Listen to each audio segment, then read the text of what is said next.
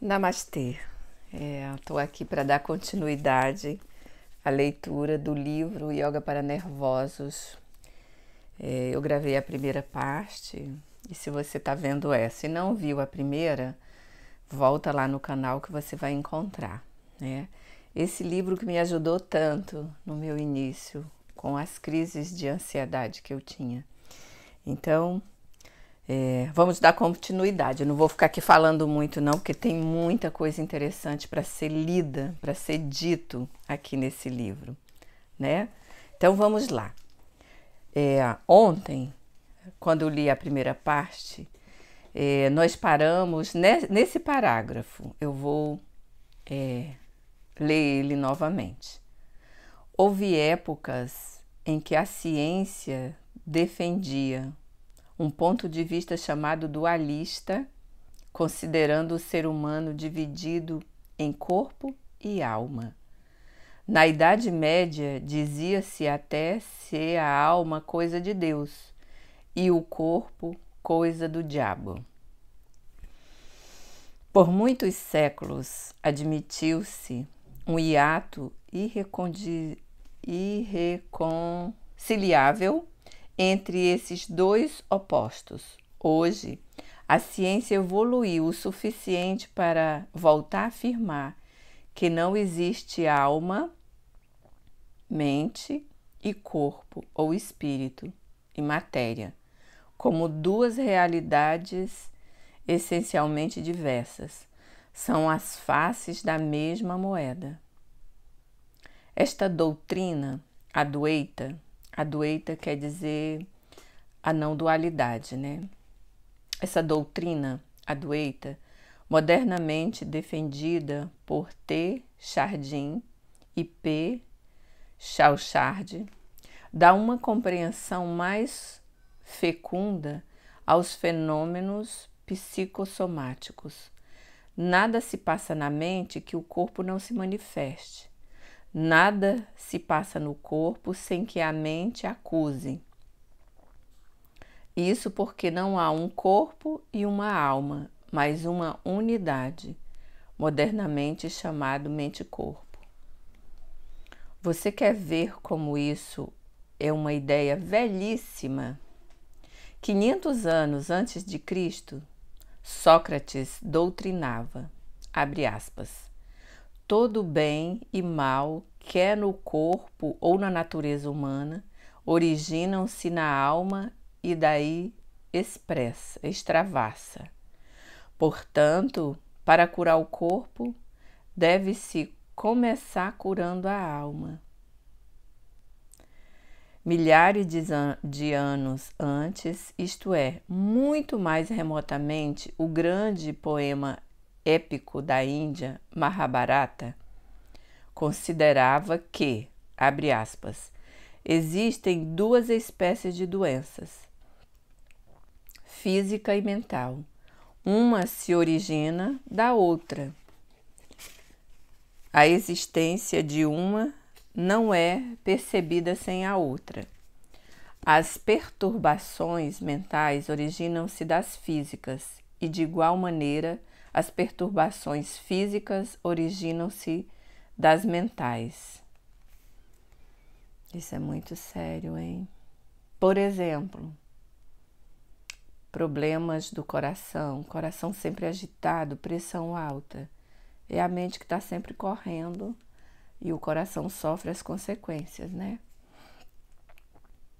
Você estranharia um homem engravidar, não é? Pois isso já se deu como fato psicógeno, isto é, engendrado pela mente. O British Medical Journal noticiou que um soldado de 27 anos impressionou-se tanto com sua esposa grávida ao ponto de ele mesmo sofrer ataques de pseudogravidez. Isso saiu no Time no dia 1 de novembro de 53. Olha isso, 1953. Depois disso, você também vai concluir não haver sintoma estranho que o estressado não possa apresentar. para tormento principalmente seu, mas também de seus parentes e de seu clínico. Se uma corrente admite ser a mente desarmônica, que prejudica o corpo,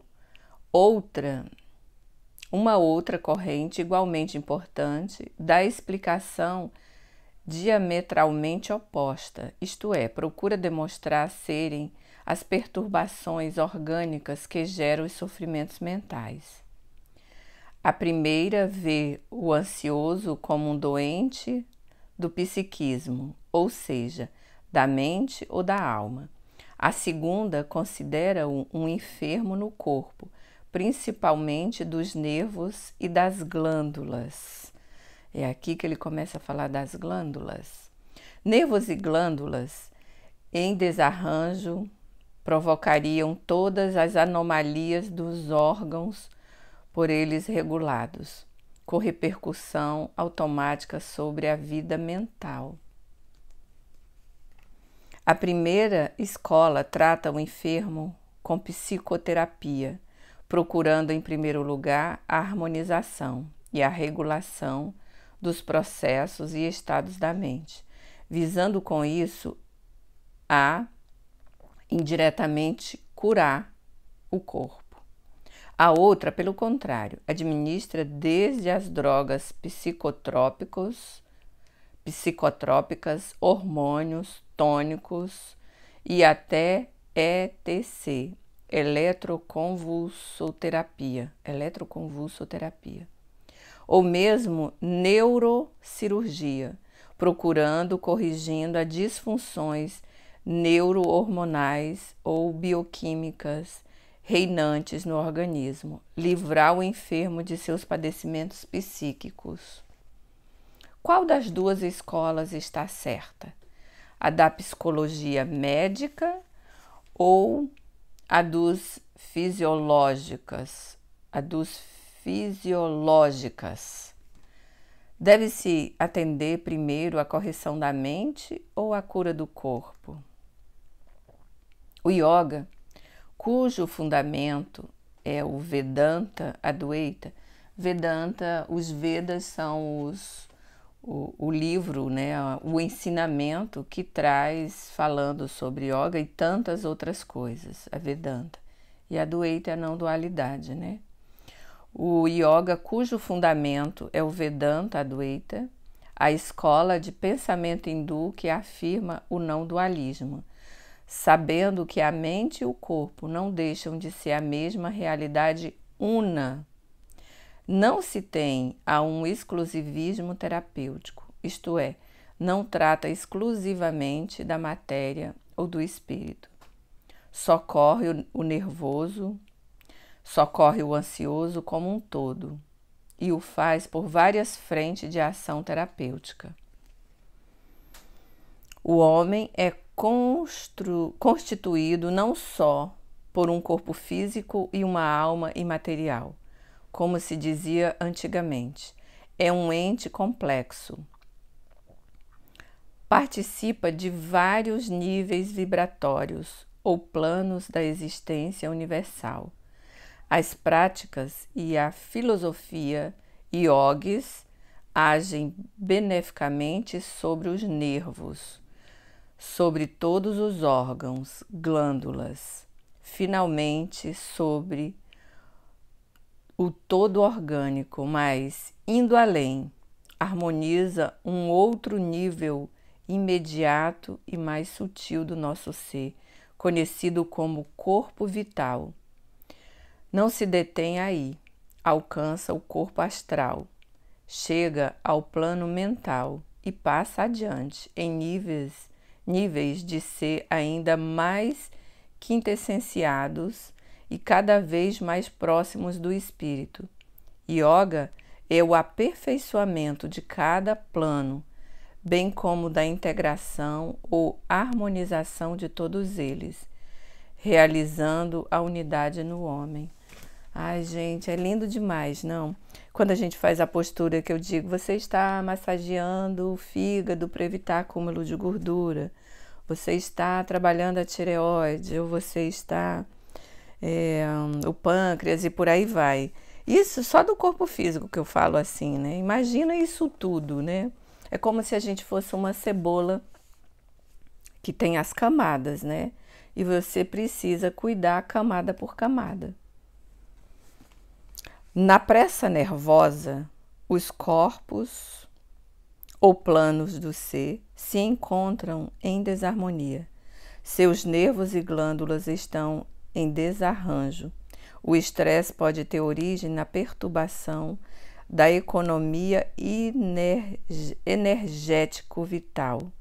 Pode ser gerado por emoções em conflito, bem como resultar de estarmos afastados dos níveis divinos do espírito.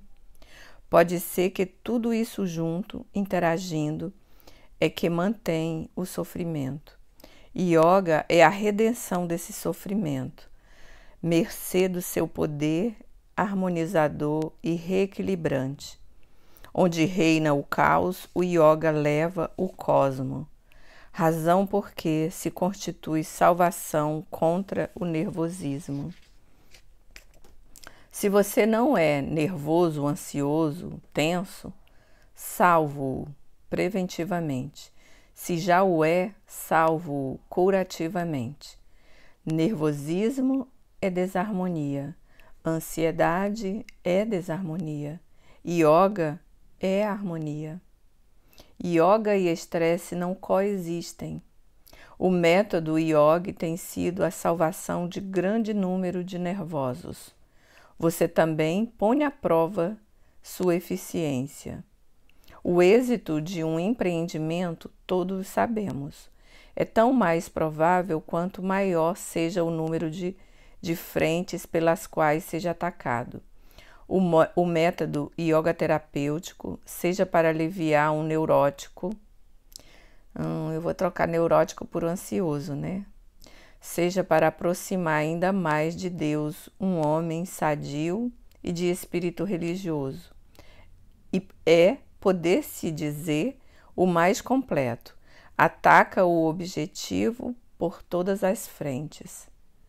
Você, se está estressado, deve estar ansiando por uma solução para seu problema. Deseja uma saída para seu martírio. Desde o primeiro instante em que começou a ler este livro, já está encaminhando sua libertação. Tudo quanto ele disser, cada palavra sua, só tem um objetivo: ajudá-lo a vencer. Não importa qual seja o seu caso particular, as causas e peculiaridades de seus incômodos, o yoga contribuirá para maior êxito dos esforços do seu médico ou seu psicólogo. No fim desta estrada, você se deslumbrará com o horizonte que há tanto andava buscando. Ela termina lá em cima, de onde você pode sorrir vitorioso por ter saído do vale escuro da angústia. Lá existem luz, felicidade e paz a seu dispor. Você verá o nascer do sol e o sol será seu.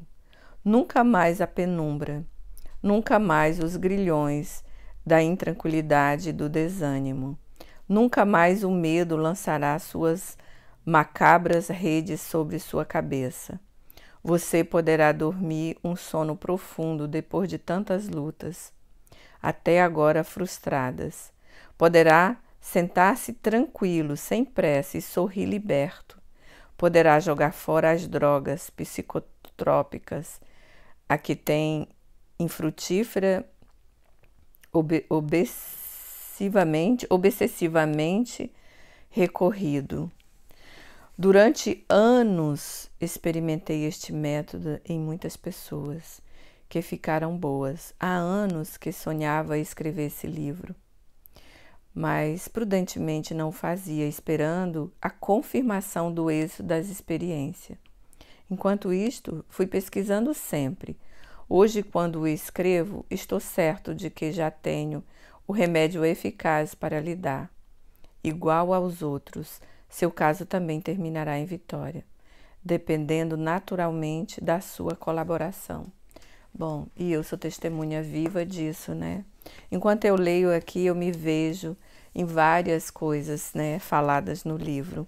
E me veio aqui à cabeça e até aproveitar esse momento para agradecer a doutora Ana Lúcia, a que me diagnosticou com síndrome de pânico no ano de 2000 ou 2001 e me indicou yoga.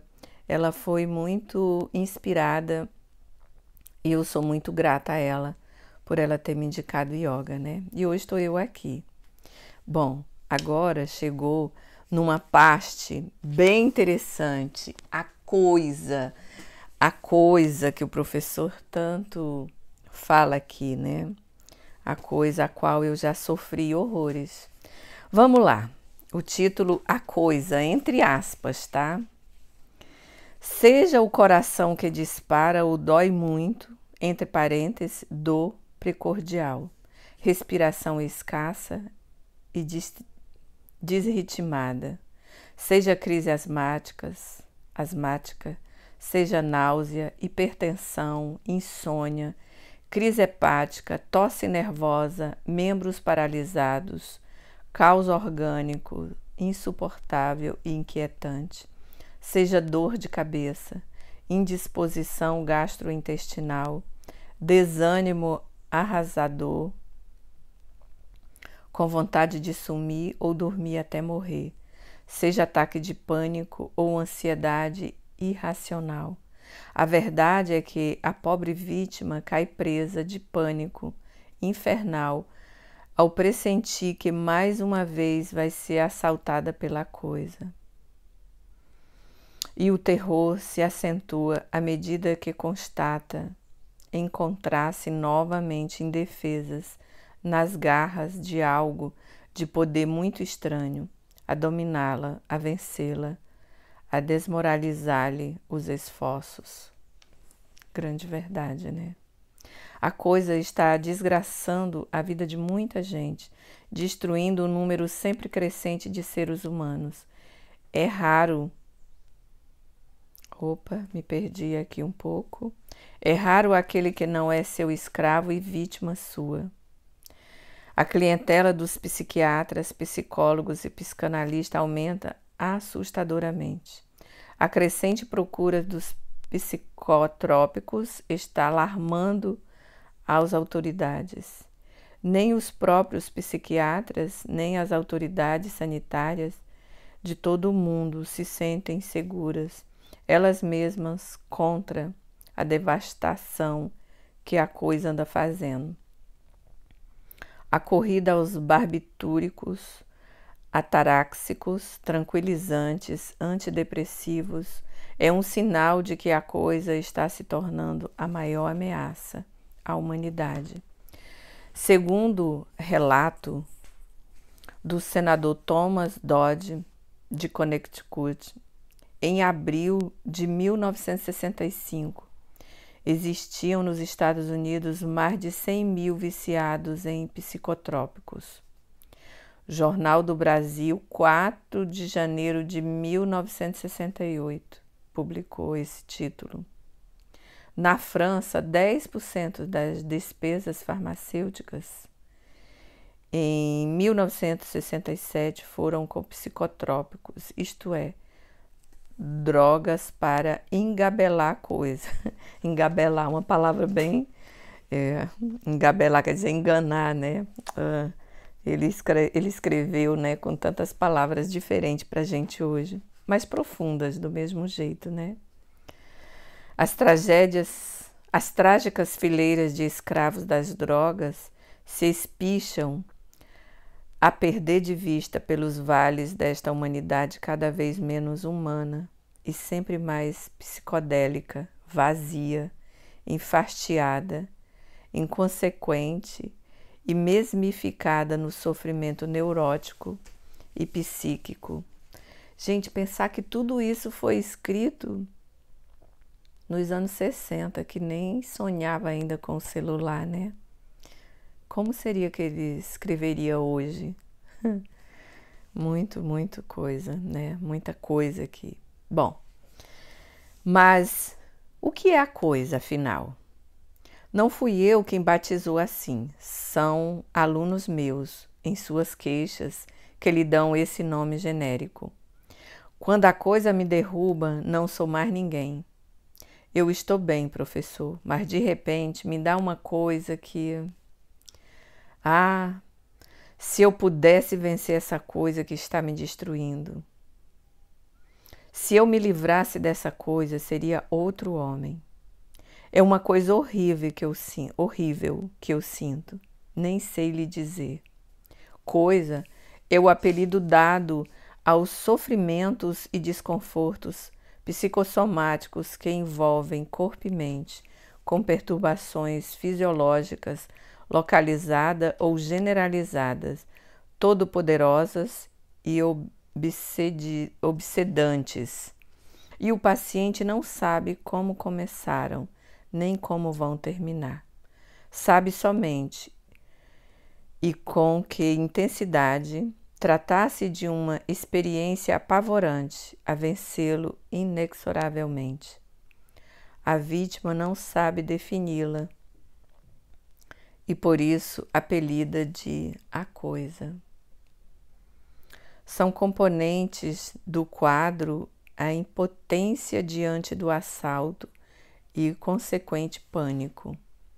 Aos primeiros e tênues prenúncios de um assalto, sobrevém o pavor e a vítima, tentando defender-se instintivamente, enrijece os músculos, faz-se tensa, põe-se em guarda.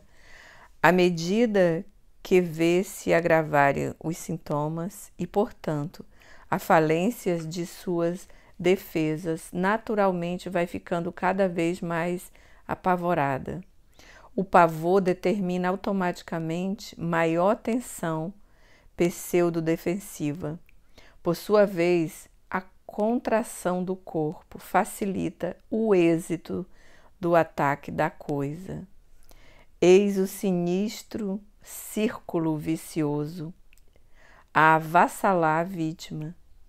Os sintomas geram o medo a tensão facilita e acentua os sintomas que, por sua vez, agravam o medo e este degenera em pânico. Meu Deus, é isso mesmo, é perfeita essa descrição dele. Em cada pessoa, a coisa se desenvolve segundo um esquema particular, envolvendo desde os níveis corticais do cérebro até os vegetativos do sistema nervoso.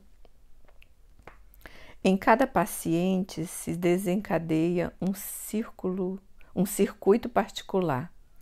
À medida que este se repete, se afirma, se consolida, se torna mais facilitado e mais ganha ser, isto é, mais se torna uma coisa. Tal circuito se desenvolve segundo a linha de menores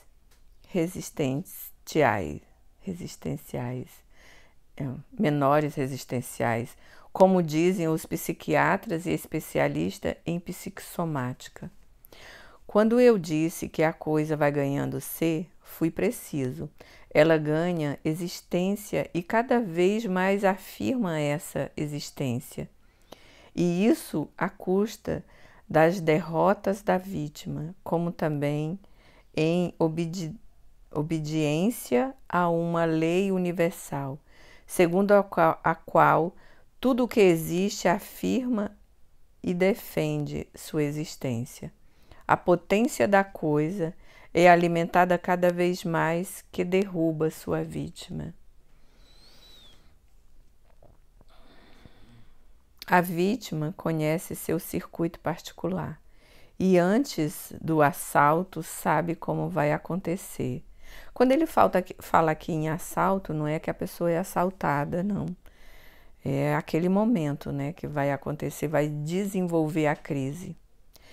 E antes do assalto sabe como vai acontecer e sabe que vai ser infalivelmente vencida. O circuito é predito pelo doente. Ao sentir as ainda suaves, longínquas e discretas ameaças, com as mais funda e eficaz convicção, diz para si mesmo: já sei, lá vem a coisa. Agora estou frito, já sei. Meu coração vai querer sair pela boca. Estou liquidado.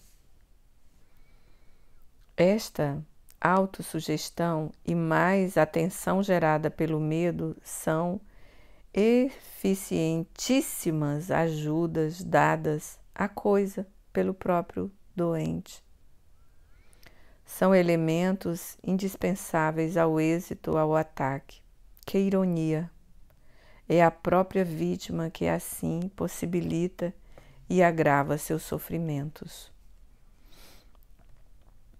Se os sofrimentos têm origem em conflitos, como explicam os psicólogos, ou se são choques entre respostas orgânicas opostas, como querem os fisiologistas, se a coisa é criada pela mente ou pelo corpo, tem importância relativa, pelo menos para quem sofre seus ataques. E só quem sofre ou já sofreu sabe o que é exatamente isso. O importante é aprender como vencer o dramático círculo vicioso. Este livro, resultado de uma experiência bem-sucedida com centenas de casos, pretende dar a você os meios para inteligentemente evitar a condição de vítima ou para libertá-lo do sofrimento. Do início, é indispensável que você tenha compreendido o que é, como se forma e como se afirma o círculo vicioso. Lembre-se, diante das ameaças de uma crise, das coisas que ocorrem contra você e a favor do adversário. Letra A. Autossugestão negativa. A predição dos sintomas e da vitória do ataque. Letra B. O medo. E C. A consequente tensão com que você procura defender-se. Aprenda a evitá-las. Tais coisas são concomitantes e são sinérgicas, reforçam-se mutuamente. Comece por evitar a atitude de combate. Em outras palavras, evite a tensão que se alastra pelo corpo. É ela que liga todos os elementos do circuito. Relaxando, você conseguirá evitar o tal circuito, pois não oferece passagem. A habilidade de relaxar é uma aquisição preciosa a ser feita. Adiante vamos tratar disso. Você precisará aprender a manejar alguns meios, algumas técnicas. Terá de realizar algumas transformações em seu viver. Precisa aprender a vencer, mas sem lutar. Isto não lhe parece estranho? Claro, falar de vencer sem reagir contra, sem armar-se, sem lutar, é muito esquisito, principalmente num mundo onde o esforço pela vitória é geralmente tido como indispensável. Se a coisa tem dominado você, é porque lhe tem oposto resistência e a enfrentado cheio de tensão.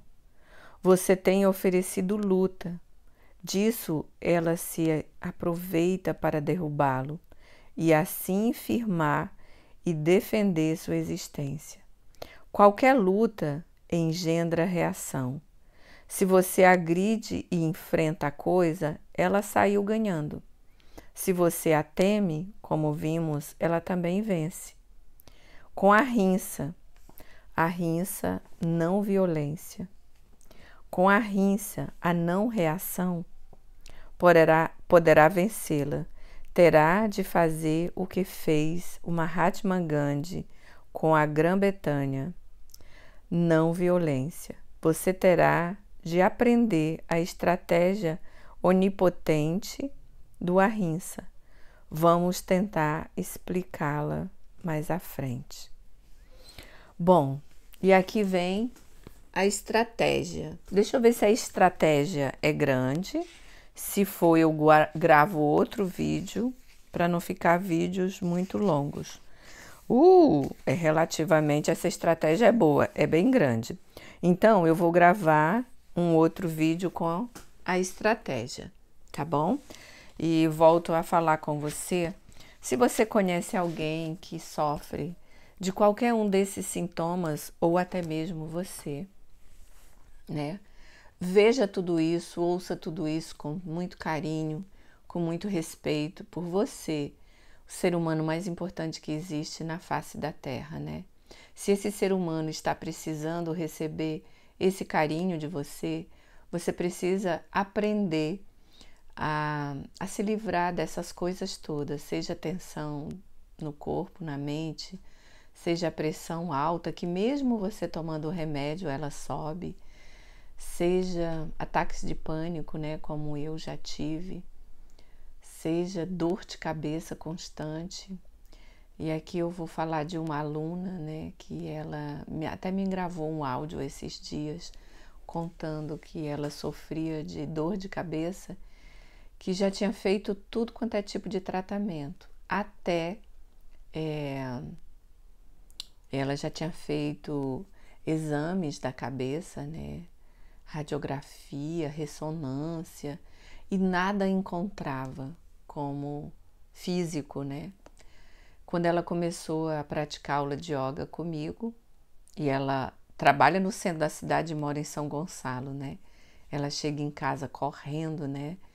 E aí tem filha pequena, tem todo um contexto. Ela faz as aulas. Por quê? Porque ela percebeu que fazendo as aulas ela não tinha mais dor de cabeça. Olha isso, gente. E ela precisou parar por um tempo, e mais ou menos 1 mês e meio, por conta de mudança no trabalho, ela não conseguia chegar a tempo de fazer a aula. E qual não foi a surpresa dela? A cabeça voltou a doer constantemente, diariamente. Então ela falou com o chefe para que ele, nos dias da aula, libere ela mais cedo para que ela consiga fazer a aula 8 da noite. Ela faz online. E nos dias que não tem a aula, ela sai um pouco depois. Então, isso é para você ver como realmente a nossa mente, ela tá com muitas demandas, e aí o corpo acaba sofrendo as consequências, né? Eu falei esse exemplo, mas tem exemplo de pessoas que não dormiam por conta de muito barulho na mente, com yoga, meditação, relaxamento, respiração. A pessoa passa a dormir muito bem. Então, esse vídeo é para você, e para você também enviar para as pessoas que você conhece, que sabem, né, que estão passando por essas dificuldades, né? Faça com que ela veja que essas dificuldades têm saída, se ela quiser relaxar, se ela quiser meditar. Às vezes a pessoa está tão envolvida numa teia, numa rede, num contexto, que ela não vê saída, ela não vê tempo. Ela diz para ela mesma que ela não tem tempo para ela se dedicar a ela mesma, ao seu relaxamento, a fazer alguma coisa que acalme a sua mente, né? Eu falava isso. Bom, é isso. Então, encaminha esse vídeo para qualquer pessoa que você conheça que esteja padecendo de qualquer um desses sintomas. Um beijo aí no seu coração. Namastê. E agora vamos à estratégia.